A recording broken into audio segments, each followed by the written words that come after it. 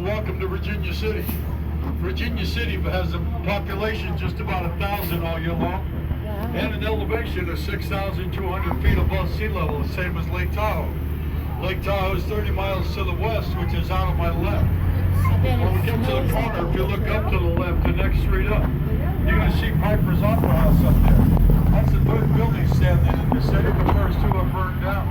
That building's 129 years old, and some of the people that have played there are Lily Langtree, Lotta Crabtree, Sarah Bernhardt, Mark Twain, Aaron Booth, and Pat Logan, just to name a few.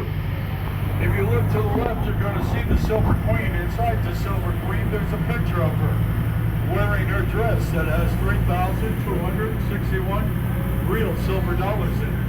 She also has a belt of $20 gold pieces, emblematic of the silver and gold that came from Virginia City. Virginia City got its name in 1859. There was a prospector here from the state of Virginia. His name was James Fenimore, but he was more commonly known as Old Virginia. Old Virginia was walking home one night, tripped and fell and broke the bottle of whiskey he was taking home with him. Several people gathered around to give him a bad time, not to be outdone by them. He jumped up and said, "I baptized this spot Virginia Town." Everybody laughed about it, but they actually kept the name. Now, if you look to the right, you'll see the Way It Was Museum. That is the best museum in town. It shows you exactly how everything was here in the 1800s for the miners and everybody else that lived here. It also shows you the equipment that the miners used to use to extract all that silver and gold. In 1849, there was a gold strike in California, and that started the migration of people coming from the east to the west. They would come out here by wagon train. One of the trails they used to use was the Carson Trail, which is 20 miles to the east out on my right. They would let prospectors off down there, and they would come up here and prospect all around this area. Then go over to the California gold fields to try and find the fortune. On June 8, 1859, two prospectors come up here, Patrick McLaughlin and Peter O'Reilly. They went above those houses over there on the left. They found the gold veins sticking out of the ground. They probably called that the Opal Mine. Henry Comstock was riding his horse around up here. He went up there to see what was going on. As soon as he heard that, as soon as he saw that gold, he told those two gentlemen they were prospecting on his 160-acre ranch. Well, they negotiated with Henry Comstock, and Henry Comstock decided all three should be equal partners. Then Henry Comstock went around telling everybody he saw that he was the one that found the gold. So they started calling it the Comstock Loop. Years later, they found out Henry Comstock did not own anything, nor did he find anything. He was nothing more than a convict. People today still call the Comstock Loop, still use the Comstock name.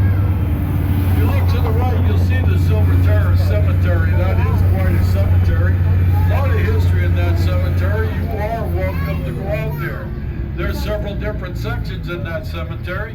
You have a Catholic section, a Protestant section, a Knights of Pythia section, an Oddfellows section, a Masonic section, a Miners section, a Railroader section, a Fireman section, and even an Irish section out there.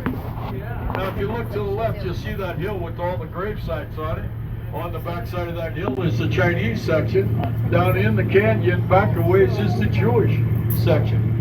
Back in the 1860s, there was a red light district up here, and one of the most noted women of the time was a woman by the name of Julia Billette. Julia Billette was actually murdered in 1867 for her jewelry, her gold, and her furs. She was unable to be buried in that cemetery over there because the women of the time did not want her there. Now the firemen wanted her there,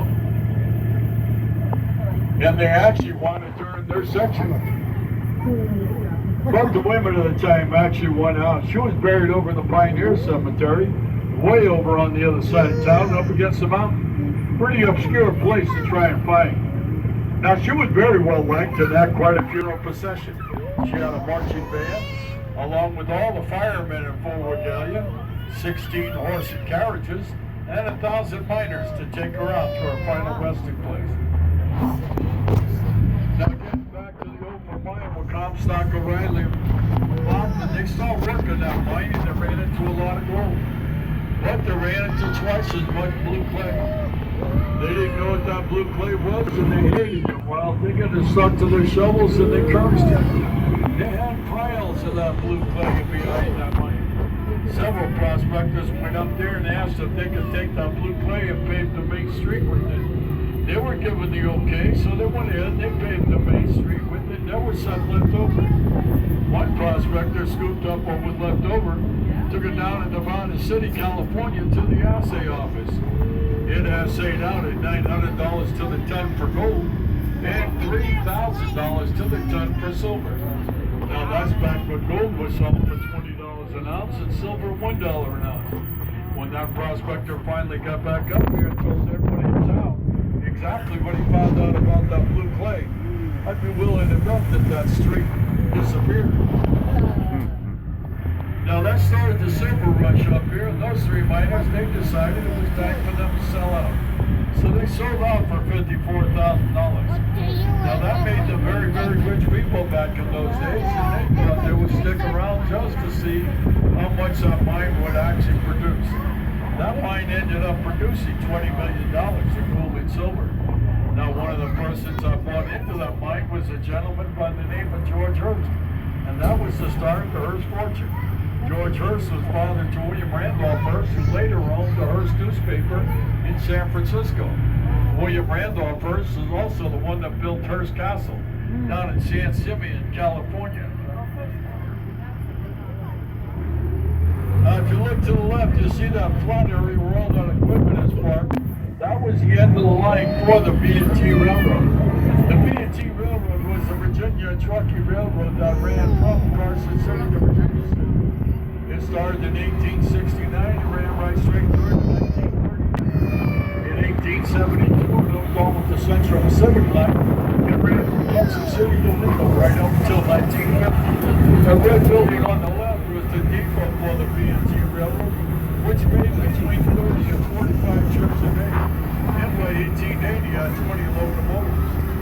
On the right, this block here, and the next block forward was all the red light district.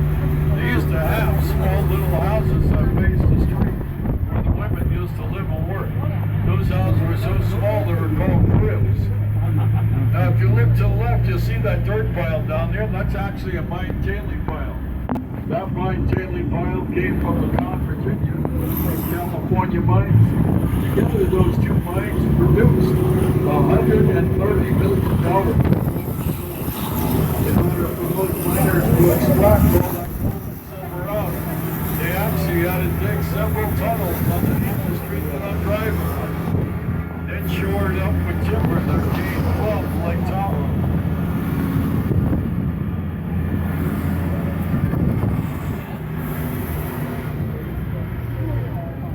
Now if you look to the left on the bottom of the hill, you'll see that little brick building down there.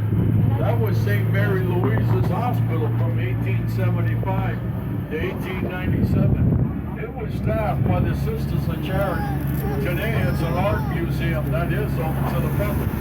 If you look to the right, you see that very impressive structure right there on the right. I just thought you'd like to know that's the back end of the parking lot. On the left, you're going to see two churches. The first church is St. Paul's Episcopal Church. The other one is St. Mary's of the Mountain Catholic Church.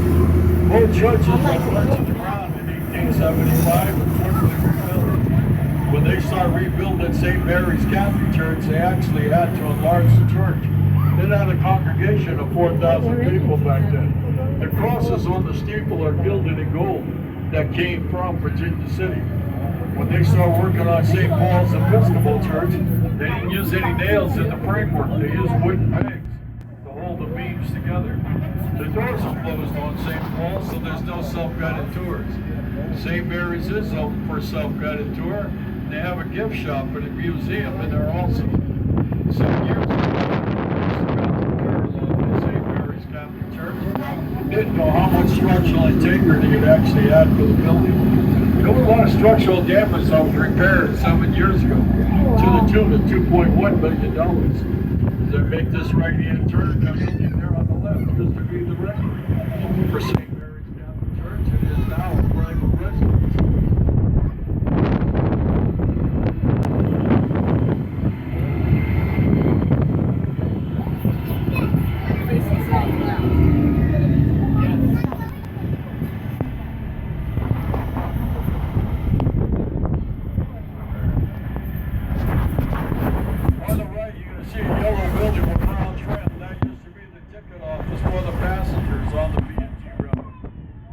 now the ticket office for the modern day B&T Railroad.